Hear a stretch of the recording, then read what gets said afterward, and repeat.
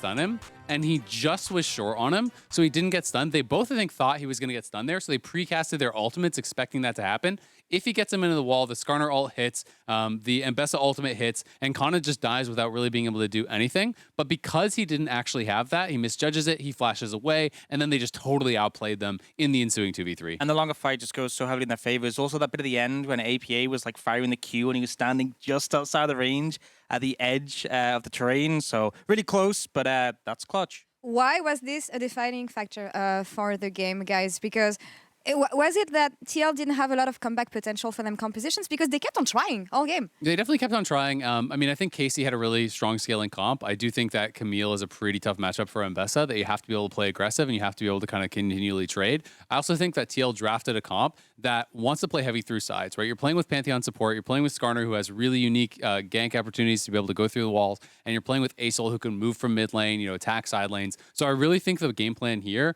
was get ahead in the side lane and then overload the side lane to be able to really attack. But as soon as Mbessa gets that far behind Kana, your only chance is then having like 3v1s and plays like that, where you have to overcommit on that side of the map. That opens up for KC to do things elsewhere. And I think they did a really, really good job of doing that.